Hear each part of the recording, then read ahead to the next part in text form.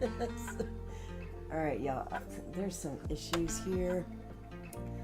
I have this thing titled the wrong way, and because I've been trying to create a new live stream setup for the shows coming up, which is House of the Dragon, and I plan on doing a reaction to the trailers.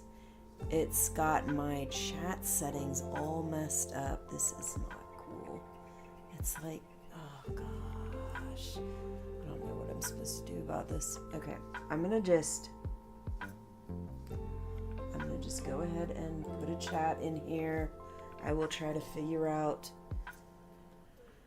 what to do about this later, because usually that background is invisible, like you can see it and you can see through it. Instead, it's got the whole fucking border and, pardon my language, the dark background and everything. Anyway, let's just at least put something in here.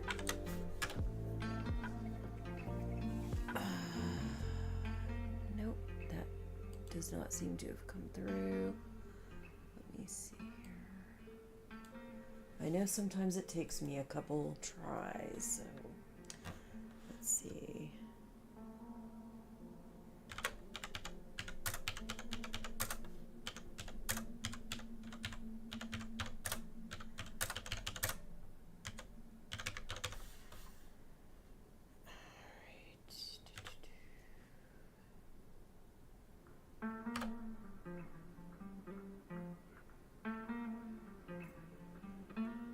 It's on there. It did not do the chime though. So what is going on with that? Let's see here. This is this box. Time delay, chat delay. Message animations are on there.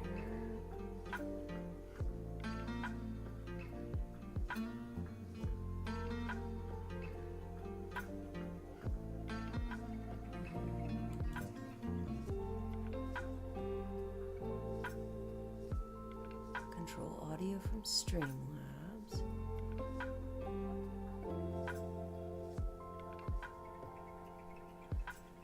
Let me check and see if the audio for the chat box is monitoring. That might be what's up. Monitor and output, so it should have made a sound.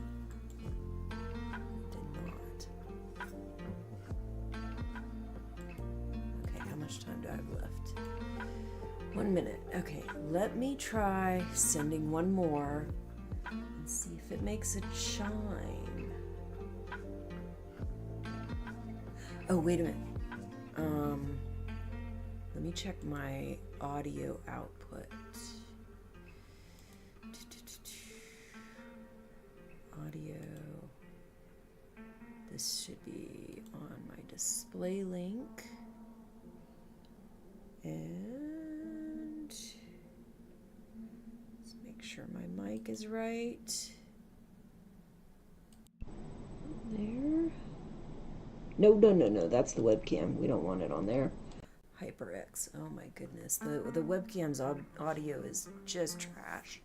So we definitely do not want it going on there. Okay, and then this should be on display link. All right.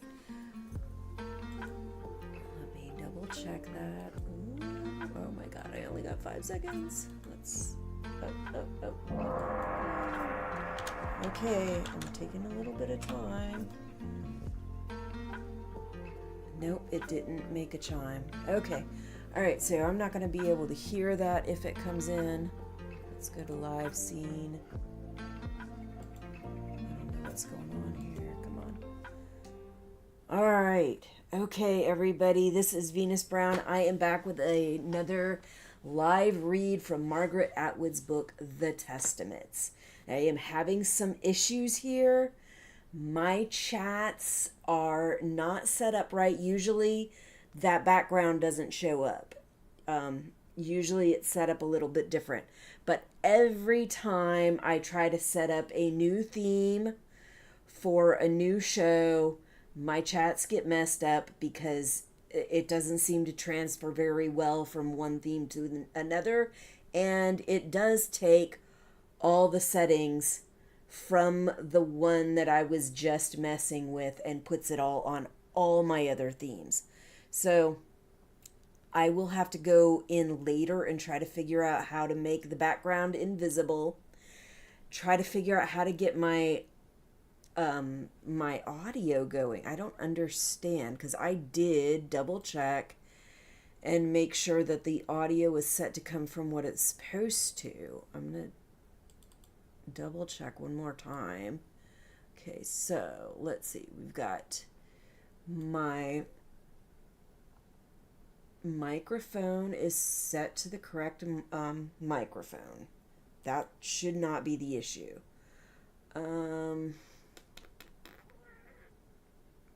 Speakers are set on the display link, which is what is going. So I don't know why it did not send a chime. I also made sure that the chat box was set to go through here. So I don't know.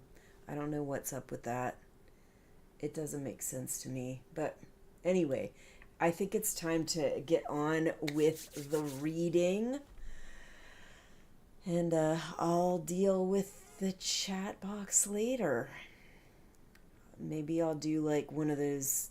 Sometimes I'll get on and I'll just do a live stream where I try to mess with my stuff to get it working properly. That's probably what I will do later on. Right now, I got a lot of other stuff going on. I'm getting ready to go on a trip to California. I have to have everything that I need from my computer set up on my husband's new laptop. And so everything's being downloaded from scratch, including DaVinci Resolve Studio, which is a pain in the ass. If anybody ever has to deal with this, if you have the studio license and you need to load Studio onto another computer, as far as I understand, you can do it 2 per license at one time. You go to the place where you would buy DaVinci Studio. You click on the thing to buy it. But then once you get there, you go up to the top and in the menu, you go to support. Click support. And then at the bottom of the page, there should be a link for downloading DaVinci Resolve Studio onto whatever platform or onto whatever device that you have. For me, it's a Windows PC. And make sure it's Studio if that's what you're doing, because if you click the other one, that one is for just their free version, which is fine. But if you've paid for the paid for content, or you've gotten the license from buying something else from them, you really should be getting what you're paying for. And if you download the other one, you're just getting the free version. So just keep that in mind. Anyway, got all kinds of stuff going on. I did manage to get Streamlabs all loaded up on there, and everything seems to be working right except for these chat boxes. And I just loaded DaVinci Resolve Studio, but I haven't checked to see if it works right. Anyway, let's go ahead and get to the reading. All right. Okay, so this is chapter 50. It's a very short chapter. The whole reading is going to be short because I don't have a lot of time, and I'm still working on getting stuff ready for my trip to California. I live in Florida, so I'll be across the country. So I won't have access to a lot of stuff. So I got to make sure that what I do need to access, I am able to do. All right. All right. So, God, I hate this. Oh, I really wish I could remember what the background color is for making it invisible, but I don't remember right now. So that ain't gonna help. Anyway, I will at least, though, adjust this chat box so that it is like the size of this little box here, if I can.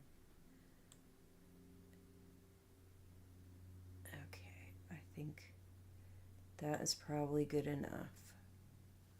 Let's there. Okay, so that will have to do for now. All right, chapter 50. I've described our life as peaceful, and to the outward eye it was. But there were inner storms and turmoils that I have since come to learn are not uncommon among those seeking to dedicate themselves to a higher cause. The first of my inner storms came about when, after 4 years of reading more elementary texts, I was finally granted reading access to the full Bible. Our Bibles were kept locked up, as elsewhere in Gilead. Only those of strong mind and steadfast character could be trusted with them, and that ruled out women, except for the aunts. Becca had begun her own Bible reading earlier. She was ahead of me in priority as well as proficiency. But those already initiated into these mysteries were not allowed to talk about their sacred reading experiences, so we had not discussed what she had learned.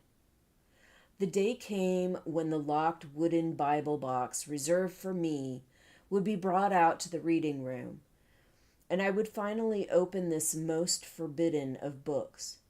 I was very excited about it, but that morning Becca said, "I need to warn you." "Warn me," I said, "but it's holy." "It doesn't say what they say it says." "What do you mean?" I asked. I don't want you to be too disappointed." She paused. "I'm sure Aunt Estee meant well." Then she said, Judges 19 to 21. That was all she would tell me. But when I got to the reading room and opened the wooden box and then the Bible, that was the first place I turned to. It was the concubine cut into 12 pieces. The same story that Aunt Vidala had told us so long ago at school.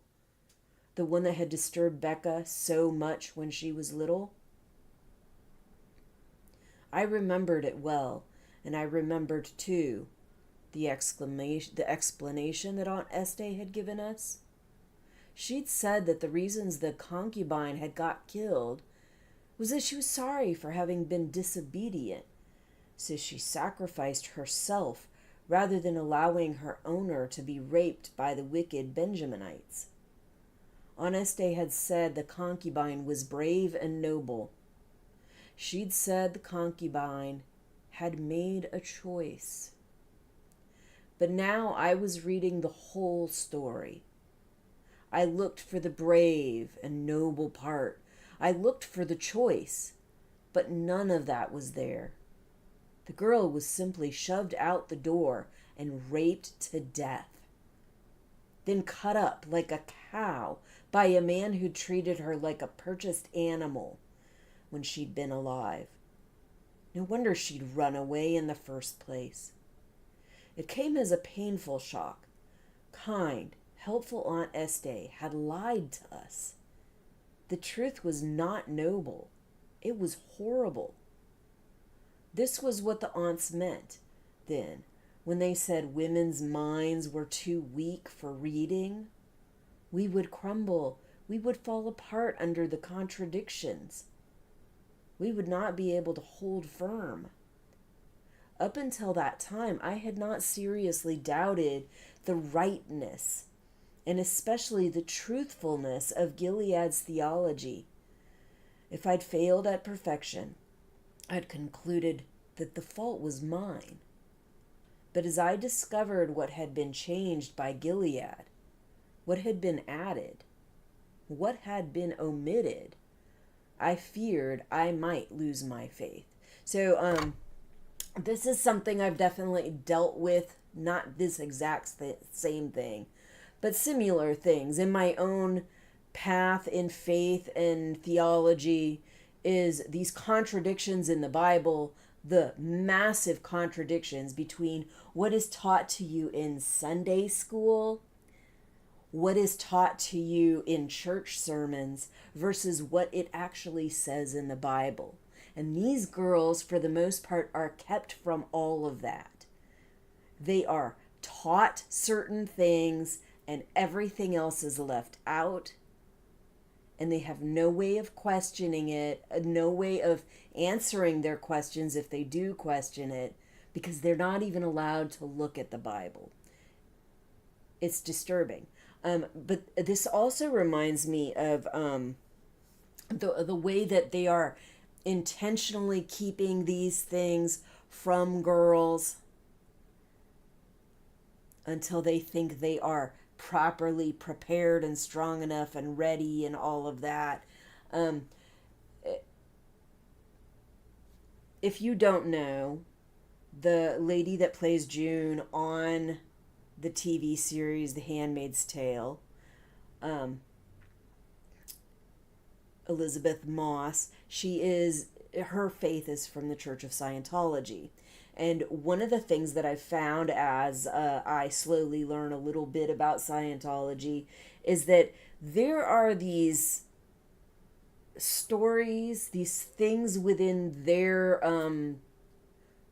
church, within their Bible, that they kind of keep under wraps until you get to a certain level, and you get to that level, and then they open up about these other things that they don't really tell their other parishioners, which is interesting. And there are things that I think many of us from other faiths and many of us who are agnostic or atheist might find completely off the wall. But also, I think people within the Church of Scientology that have not become privy to that information might also find it off the wall. And I have heard of some of them like really kind of turning away from the Church of Scientology after they get to that point, or finding it very off the wall, finding it messed up, things like that. But it's something that reminded me of that, but it also reminded me of the so many times that we're taught one thing in church, but when you actually start reading the biblical passages, it's not necessarily what they say. If you start reading about what some of the words mean in the original text versus what we think they mean in these translated texts that we get, they tend to be different. And oftentimes the pastors do not teach you about that stuff. They do not tell you about that stuff. I wonder what they go through when they are going through theological school and find out that these things are not necessarily as they had been led to believe before. I wonder what they think about it. But anyway, I should probably move on. Okay, so where was I?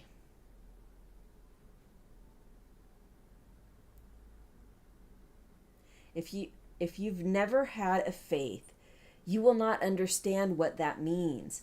You feel as if your best friend is dying, that everything that defined you is being burned away, that you'll be left all alone. You feel exiled, as if you are lost in a dark wood. It was like the feeling I'd had when Tabitha died. The world was emptying itself of meaning. Everything was hollow. Everything was withering. I told Becca some of what was taking place within me. I know, she said. That happened to me.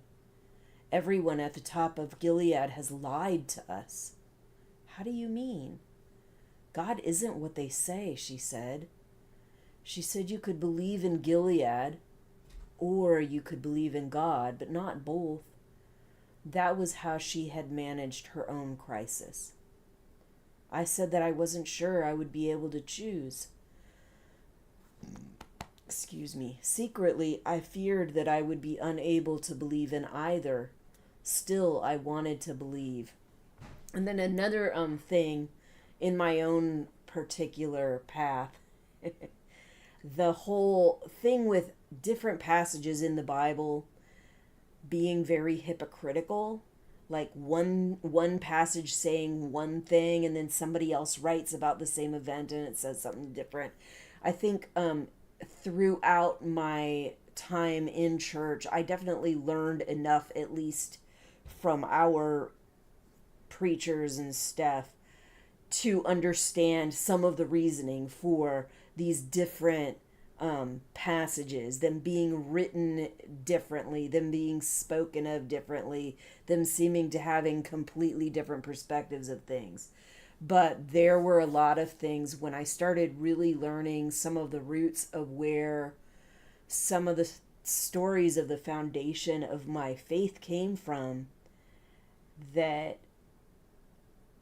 those reasonings just couldn't account for it. That it really started to dissolve the foundations of my faith, which is why I am no longer faithful, because those foundations dissolved. And much of what she's talking about that she went through when she started finding this stuff out, those feelings, like this stuff, like you've been lied to your whole fucking life about this stuff.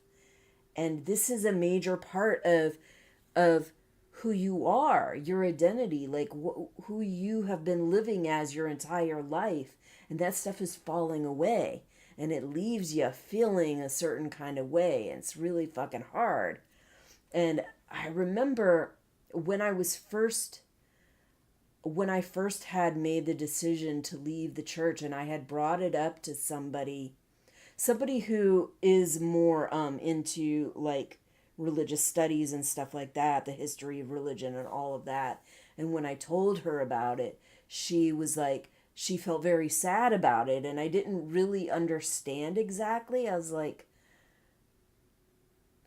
this was just like the natural coming of things, because I find out that this stuff is wrong. But as time goes on, it does. It feels like it's emptying you. It feels like you don't know, like, it's a very disabling. Like, it's really unsettling. It makes you feel like your footing is gone. That kind of thing. But anyway, all right. Let's get back to this.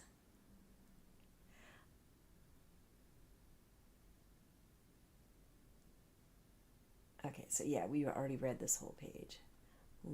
Okay, so I'm going to just start from that last sentence at least. I said that I wasn't sure I would be able to choose. Secretly, I feared that I would be unable to believe in either. Still, I wanted to believe. Indeed, I longed to. And, in the end, how much of belief comes from longing?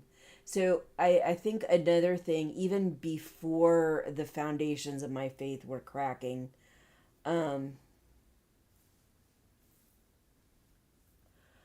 found often some of the questioning that I had done with the church, with religion, had a lot to do with the discrepancies between what the passages in the Bible say that God and Jesus are directing us to do versus what people in the religion are actually doing with that.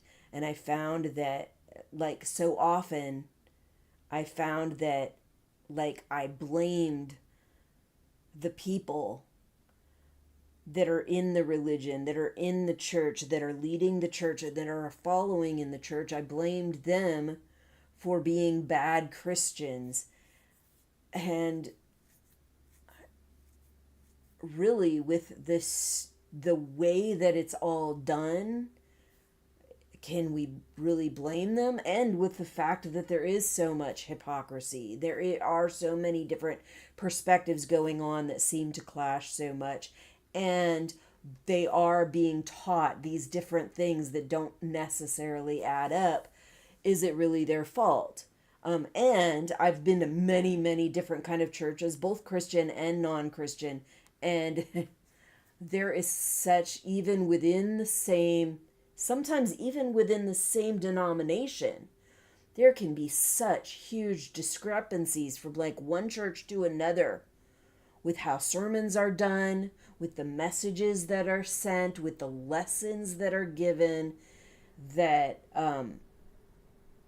that it's really no wonder you have some people that really freaking stick to a hell and brimfire, and you have to follow everything to literal interpretation of the Bible, and you have to follow all these like rules and regulations that some people believe don't apply to their specific group, or they believe that Jesus had died for their sins, and so therefore that some of that has passed on. Some of the stuff from the Old Testament might not be followed, while some from the New Testament might, and vice versa. Some people where they follow the Old Testament really well, but they do almost nothing with the New Testament.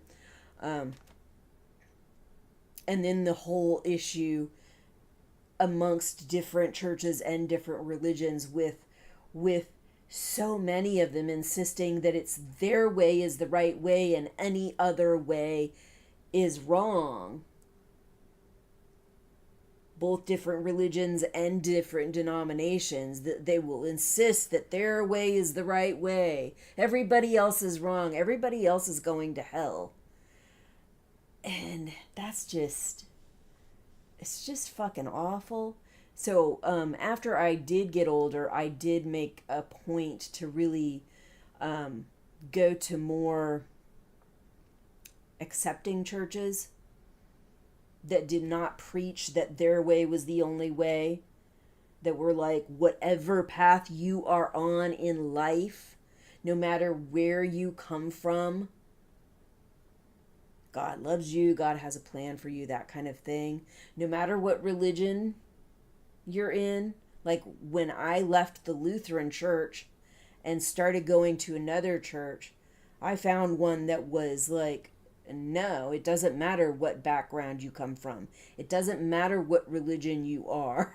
Like, so that was something that I had to find. I did not go to Unitarian Universalist church because I found it to be lacking in the spirituality thing. I think I felt like I needed more of the spiritual stuff. It was like, I don't know, it was too far altered from what I was used to, which is maybe a little biased myself, but I still went to an open and affirming church, a church that believed that it doesn't matter what walk of life you are, what church, what religion you're from, that God loves everybody, no matter who you are, unconditionally. So anyway, all right, so let's see. Let's go on to the next chapter. Chapter 51. 3 years later, an even more alarming thing happened. As I've said, one of my tasks at the Hildegard Library was to make fair copies of Aunt Lydia's speeches.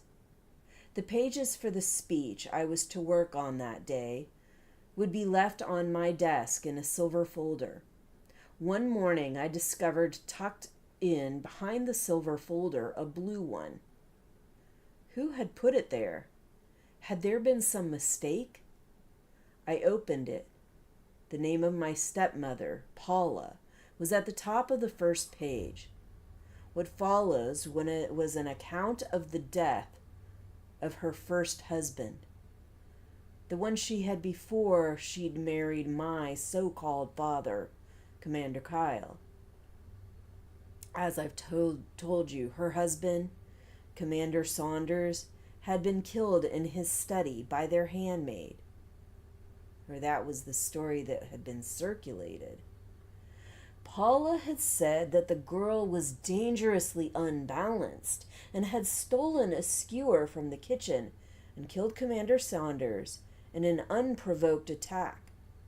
The handmaid had escaped, but had been caught and hanged, and her dead body had been displayed on the wall.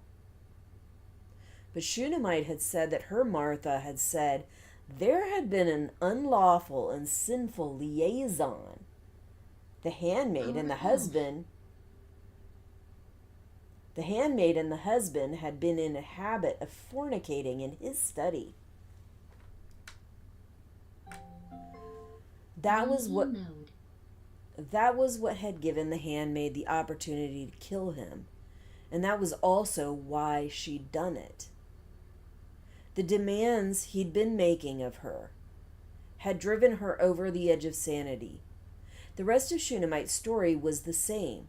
Paula's discovery of the corpse, the capture of the handmaid, the hanging. Shunammite had added a detail about Paula getting a lot of blood on herself, while putting the dead commander's trousers back on him to save appearances. But the story in the folder was quite different. It was augmented by photographs and transcripts of many secretly recorded conversations. There had been no illicit liaisons between Commander Saunders and his handmaid. Only the regular ceremonies as decreed by law. However, Paula and Commander Kyle, my erstwhile father, had been having an affair even before Tabitha, my mother, had died. Paula had befriended the handmaid and offered to help her escape from Gilead, since she knew how unhappy the girl was. She'd even provided her with a map and directions and the names of several Mayday contacts along the way. After the handmaid had set out, Paula had skewered the Commander Saunders herself. That was why she'd had so much blood on her, not from putting his trousers back on. In fact, he had never taken them off. Or not that night. She'd bribed her Martha to back up the murderous handmaid story, combined the bribe with threats, then she'd called the angels and accused the handmaid, and the rest had followed. The unfortunate girl was found wandering the streets in despair, since the map was inaccurate and the Mayday contacts turned out not to exist. The handmaid had been interrogated.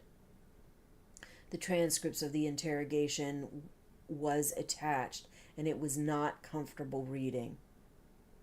Although admitting to her escape attempt and revealing Paula's part in it, she'd maintained her innocence of the murder, indeed her ignorance of the murder, until the pain had become too much and she'd made a false confession. She was clearly innocent, but she was hanged anyway. The aunts had known the truth, or at least one of them had known. There was the evidence, right in the folder in front of me, yet nothing had happened to Paula. And a handmaid had been hanged for the crime instead. I was bedazzled, as if struck by lightning. But not only was I astounded by the story, I was mystified as to the reason it had been placed on my desk. Why had an unknown person giving me such dangerous information? Once a story you've regarded as true has turned false, you begin suspecting all stories. Was an effort being made to turn me against Gilead? Was the evidence faked? Was it Aunt Lydia's threat to reveal Paula's crime that had caused my stepmother to abandon her efforts to marry me to Commander Judd? Had this terrible story brought me my place as an aunt at Ardua Hall? Was this a way of telling me that my mother, Tabitha, had not died of a disease but had murdered in some unknown way by Paula and possibly even by Commander Kyle? I didn't know what to believe. There was no one I could confide in, not even Becca.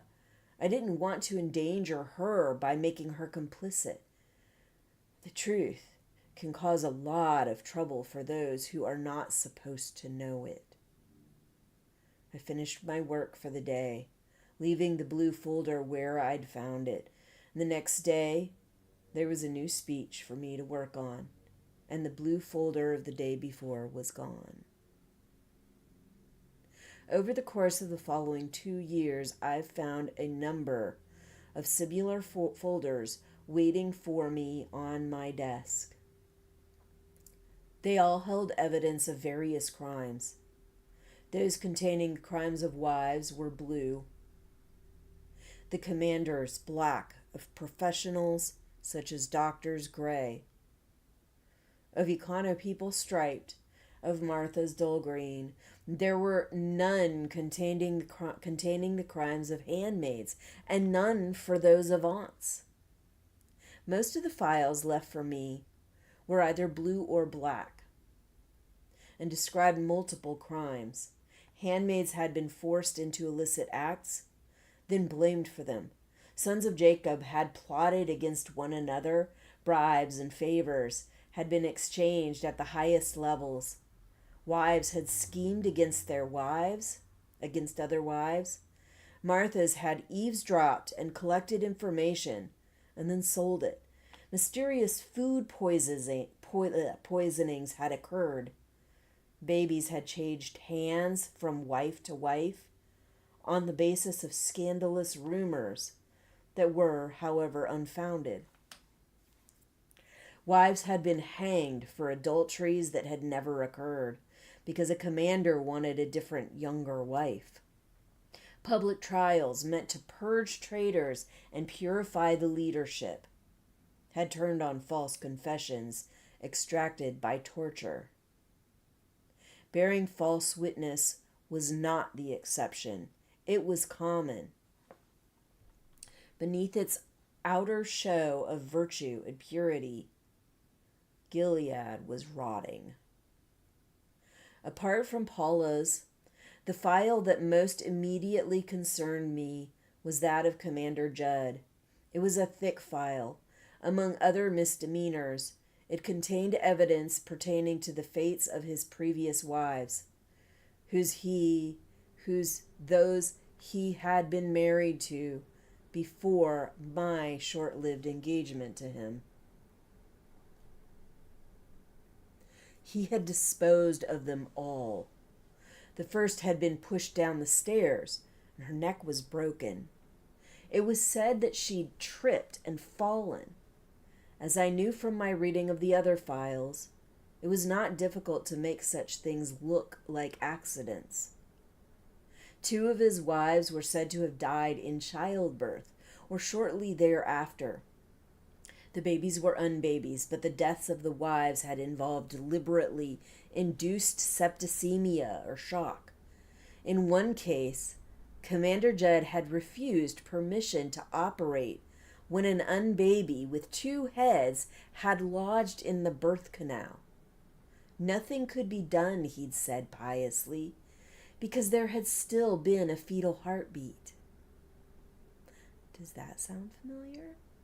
Using the presence of a fetal heartbeat to excuse all kinds of fucking awful, horrid shit to the mother. The 4th wife had taken up flower painting as a hobby at the suggestion of Commander Judd, who had thoughtfully purchased the paints for her. She'd then developed symptoms attributable to cadmium poisoning. Cadmium, the file noted, was a well-known carcinogenic, and the 4th wife had succumbed to stomach cancer shortly thereafter. I'd narrowly avoided a death sentence, it seemed, and I'd had help avoiding it. I said a prayer of gratitude that night, despite my doubts. I continued to pray. Thank you, I said. Help thou my unbelief, I added, and help Shunammite, for she will surely need it.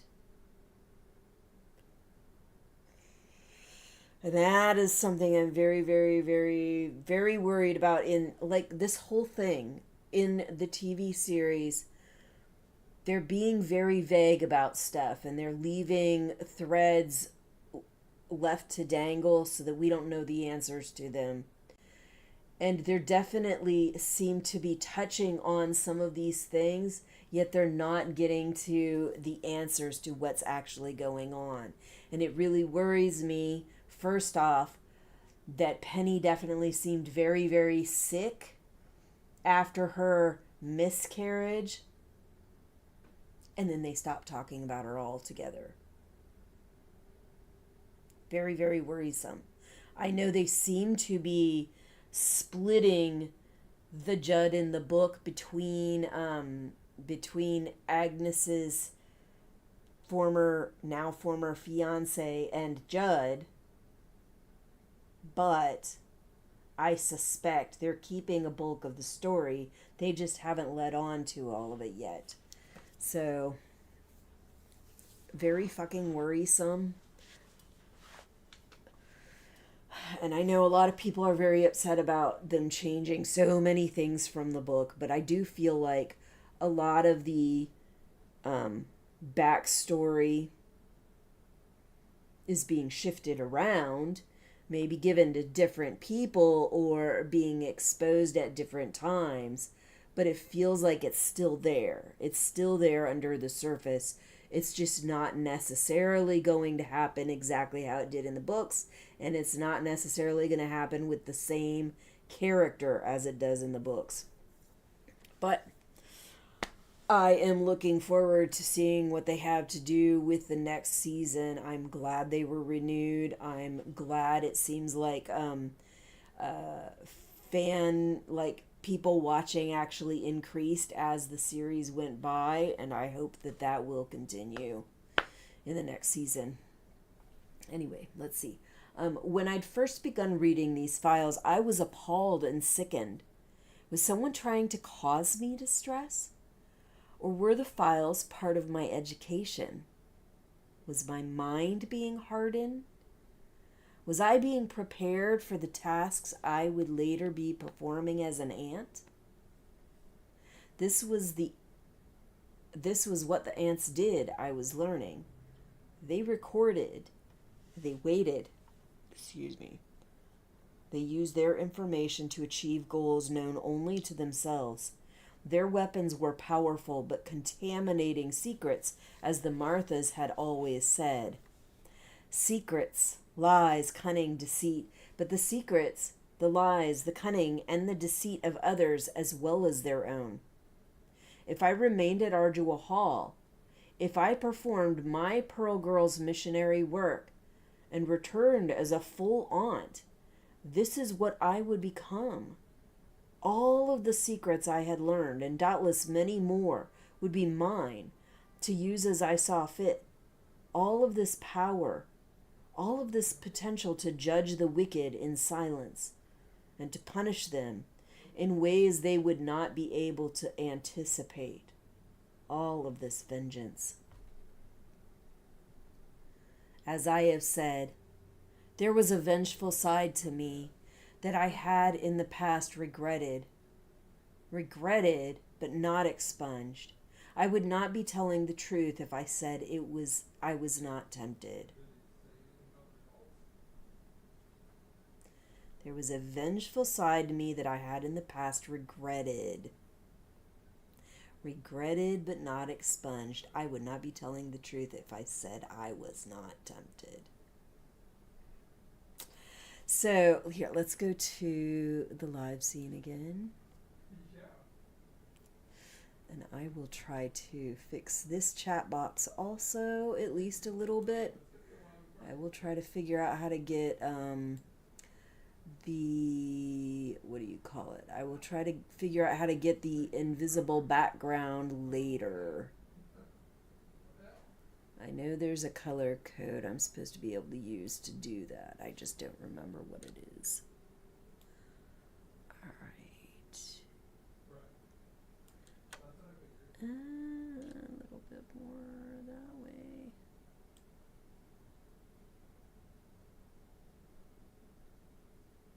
way. Okay. Alright, so that's at least on there.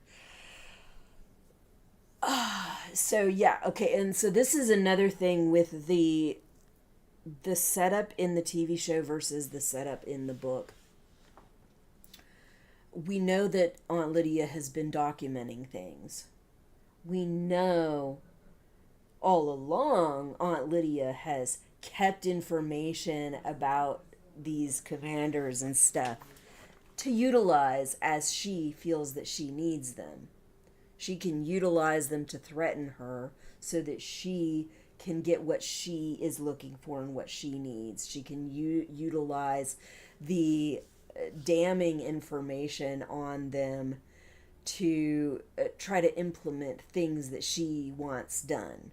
She does the same thing with the aunts and with the handmaids and with the girls. She collects information, she keeps it close to her chest until she feels that it's going to be useful for her. And then she uses that information in whatever way she can to kind of manipulate the situation and manipulate the people in the situation. She did that to Janine. She did it to Grace. She did it to June. She's done it with Agnes. She's done it with Commander Judd, with Lawrence, with she does it a lot. But now supposedly she's trying to really take down Gilead. And you can see from the stuff that she is telling Agnes that fits. That fits the story.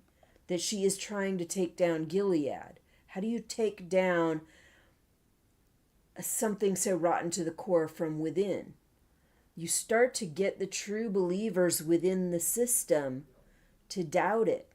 You start to get them to start questioning everything and to really pay attention. And I think also these files are going to give Agnes information on, okay, what have they been doing that they've been getting away with? They've obviously been blaming shit that they did on other people and getting those people hung. They've also been keeping their neck on while they're doing this evil shit. And somebody obviously knows about it, yet they're still not hanging on the wall. So that can also, I think, give her ideas for the stuff that's believed versus not believed, who is listened to versus who isn't listened to, and the stories that you can come up with to get people to buy into what you're trying to sell. And the stuff that they said that happened with Paula on here, I think would really account for some of the behavior we have seen from that character on the TV show. This woman comes across at first like she might be helping out, that she might be okay in some ways. And as time goes on, there is more and more just really insidious and disgusting ideas that come from this woman. This woman ain't right. And not like she's batshit crazy. Like, no, she's like a level of sadistic that ain't right. Like that kind of thing. Anyway, that is all I've got for you for now. While I'm in California, I do not know how many of these I'm going to be able to do. I will try to do the live streams. I do have Streamlabs set up on the laptop that I will have over there. And it has its own camera, which seems to be okay. It is in here, it is very bright, and I had the camera facing my curtains, so everything looked very pinkish. So I haven't been able to set it in a direction where it has good lighting and I can see if everything looks right. I know the settings are a little different on that camera, but I think it should be okay.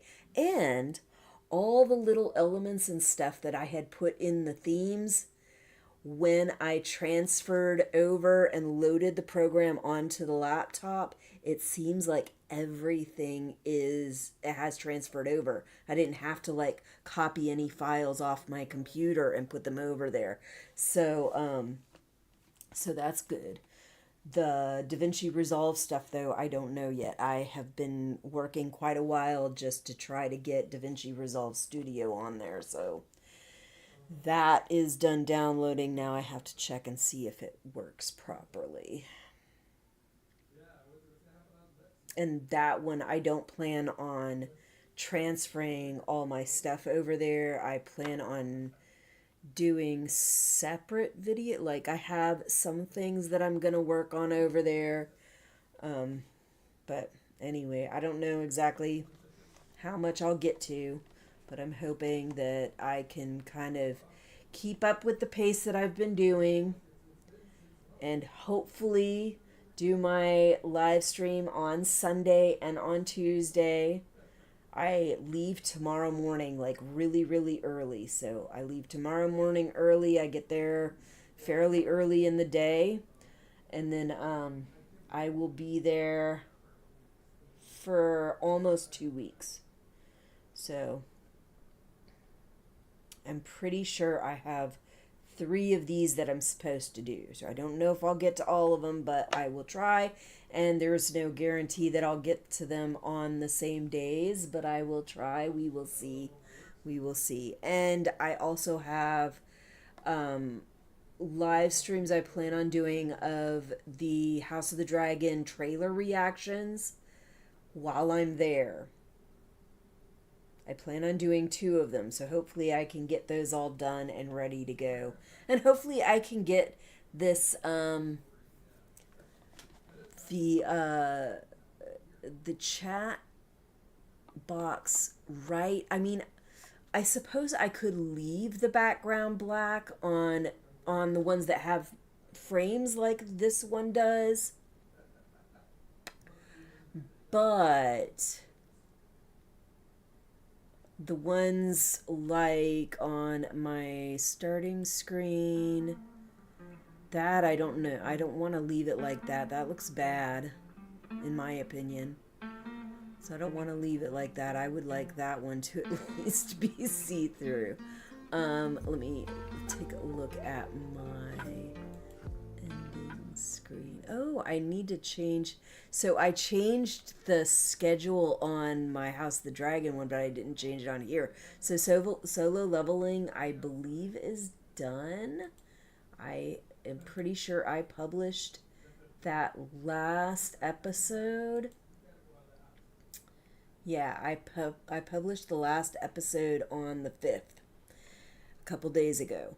And now we're going to be going to Tokyo Ghoul Re Part 2, which is the last Tokyo Ghoul Re season. And then I'll be done with that. But anyway, I'll be starting that. I'm not sure if I'm going to do it on Fridays or not, but I might. It depends. It all depends. Same with the trailer reactions. I don't know what day I'm going to do those. I have thought about when House of the Dragon starts. I do believe I am going to try to do discussions and breakdowns for the episodes either on Tuesday or Wednesday. We will see. I believe the show comes out on Monday, either like really late Sunday night, early Monday morning, something like that. And then I can try to do a breakdown and discussion on Tuesday, but there's no guarantee that I will get a chance to watch it early enough, and there's no guarantee that I will get a chance to write all the notes that I need to do a proper breakdown and proper discussion. So it will really depend. I may have to put it to Wednesdays so that I have a little bit more time to watch the show, to see what it's about, see what I think of it, to get notes down, to kind of really digest my thoughts. Plus, I like to go and check comment sections and fan pages and stuff from other people that watch the shows to see what they think and what they're saying about it. I find that stuff helpful and interesting. Even though some of the commentary can be really quite irritating. But anyway, that is all I've got for you. I will see you when I see you. Bye.